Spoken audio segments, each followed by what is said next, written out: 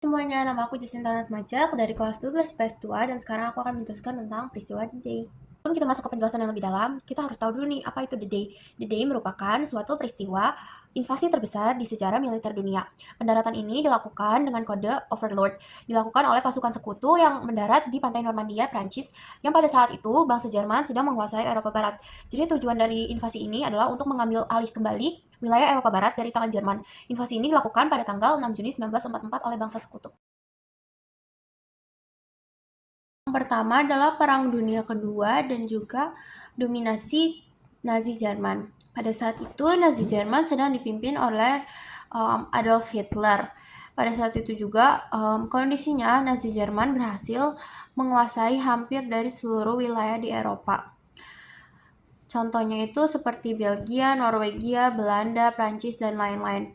Pada saat itu mereka menguasai wilayah-wilayah tersebut dengan kekuasaan militer mereka yang bisa dibilang pada saat itu cukup kuat. Sehingga para sekutu pun yang mengetahui hal tersebut merasa memiliki kebutuhan untuk melawan dan merebut kembali wilayah-wilayah yang diduduki oleh Jerman. Yang kedua yaitu krisis di front timur dan tekanan pada Uni Soviet. Sejak 1941, Uni Soviet telah terlibat dalam pertempuran sengit dengan Jerman di front timur. Dengan pertempuran besar seperti pertempuran Stalingrad yang mengubah arah perang pada saat itu. Namun, meskipun Uni Soviet telah menunjukkan ketahanan yang luar biasa, mereka sangat membutuhkan bantuan dari sekutu di front barat untuk mengurangi tekanan terhadap mereka. Salah satu cara untuk mewujudkan hal tersebut yaitu dengan cara membuka front baru di Eropa Barat yang akan memaksa Jerman untuk memindahkan pasukannya dari timur ke barat. Yang ketiga yaitu kesepakatan antara sekutu pada konferensi Teheran. Pada 1943, para pemimpin sekutu dari negara Inggris, Amerika Serikat, dan Uni Soviet mengadakan konferensi di Teheran, Iran. Dalam konferensi tersebut, mereka memutuskan bahwa operasi yang membuka front kedua di Eropa Barat akan menjadi prioritas utama mereka. Hal itu dikenal sebagai Operasi Overlord, yang mencakup invasi besar-besaran ke pantai Prancis yang pada saat itu dikuasai oleh Jerman. Keempat yaitu strategi dan pemilihan Normandia. Pada awal 1944, setelah beberapa bulan persiapan dan pengumpulan pasukan, para perencana sekutu memilih pantai Normandia di bagian utara Prancis sebagai tempat pendaratan mereka. Ada beberapa alasan kenapa mereka memilih pantai Normandia. Yang pertama adalah keterjagaan pasukan Jerman. Pasukan Jerman menganggap invasi akan terjadi di Pas de Calais yang lebih dekat ke Inggris, dan mereka menempatkan pasukan yang besar di sana. Dengan memilih Normandia yang lebih jauh, sekutu berharap dapat mengocek pasukan Jerman. Yang kedua yaitu akses di jalur transportasi. Normandia memiliki pelabuhan yang cukup untuk mendukung pengiriman pasukan dan pasukan ke dalam Eropa yang dikuasai oleh Jerman. Yang ketiga yaitu geografi. Pantai Normandia menawarkan garis pantai yang lebih besar dan kurang dipertahankan dibandingkan dengan tempat lain yang lebih banyak dikuasai oleh Jerman. Yang kelima yaitu persiapan dan penguatan sekutu. Persiapan untuk invasi ini melibatkan upaya besar dalam hal logistik, persenjataan, dan strategi militer. Ribuan tentara, kapal, pesawat, dan kendaraan dikerahkan dalam sejumlah yang besar, pasokan dan peralatan yang harus disiapkan untuk mendukung operasi ini. Selain itu, sekutu melakukan banyak upaya untuk mengelabui Jerman, termasuk dengan menggunakan operasi tipu daya seperti Operasi Fortitude, untuk meyakinkan Jerman bahwa invasi ini akan terjadi di tempat yang lain. Enam yaitu peristiwa penting yang mengarah ke invasi.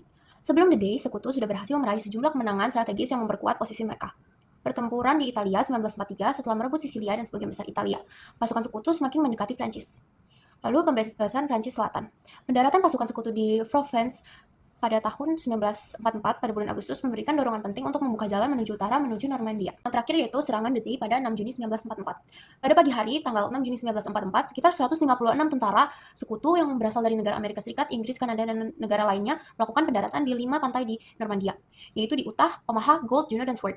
Meskipun pasukan Jerman telah dipersiapkan untuk mempertahankan pantai, mereka tidak dapat menahan serangan besar ini. Pendaratan ini menandai awal dari pembebasan Prancis dan merupakan titik balik dalam Perang Dunia Kedua di Eropa. Keseluruhan, latar belakang invasi Normandia dipengaruhi oleh strategi militer sekutu untuk membuka front kedua, tekanan dari Uni Soviet, dan perencanaan matang yang dilakukan selama bertahun-tahun.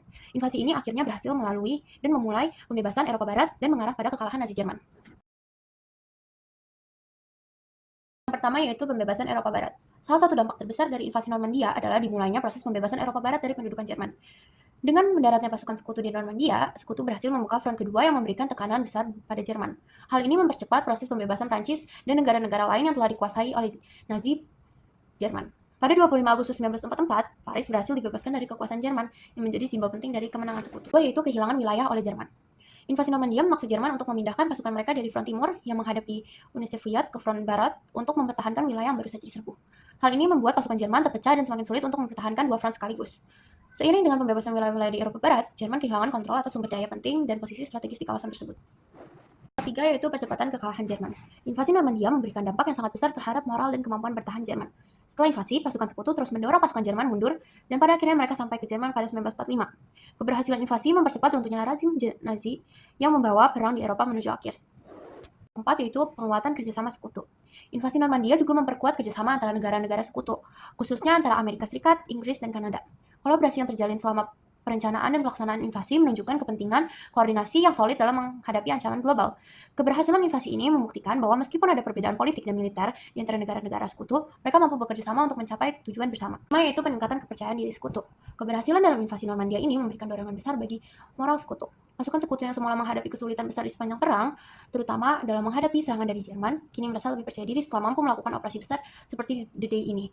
Ini juga memengaruhi keputusan strategis selanjutnya yang semakin memihak sekutu dalam konflik seperti ini. Keenam yaitu kerugian besar bagi tentara sekutu dan Jerman.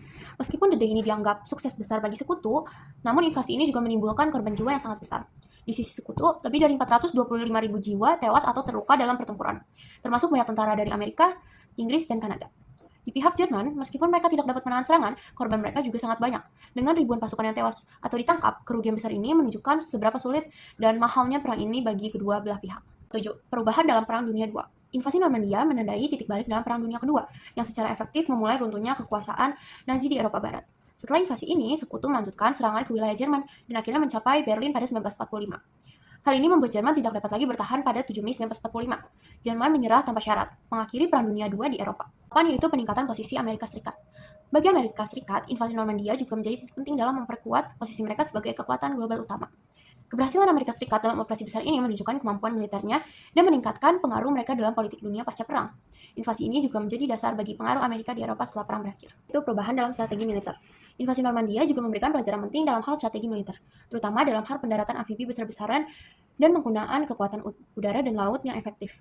Pelaksanaan operasi militer yang terkoordinasikan dengan baik antara angkatan darat, laut, dan udara memberikan wawasan baru tentang cara menghadapi perang di berbagai medan. Terakhir adalah dampak sosial dan ekonomi. Pembebasan wilayah Eropa Barat membawa dampak sosial dan ekonomi yang signifikan. Banyak kota yang hancur akibat pertempuran, termasuk Paris dan kota-kota besar lainnya. Ekonomi Eropa juga mengalami kehancuran, namun dimulai proses rekonstruksi pasca perang, termasuk melalui rencana Marshall yang diprakarsai oleh Amerika Serikat, membantu memulihkan ekonomi Eropa dan mencegah penyebaran komunisme di kawasan tersebut. Secara keseluruhan, invasi Normandia tidak hanya mengubah jalannya Perang Dunia Kedua, tetapi juga memiliki dampak jangka panjang yang memengaruhi politik, ekonomi, dan hubungan internasional pasca perang. Sekian, terima kasih. Bye.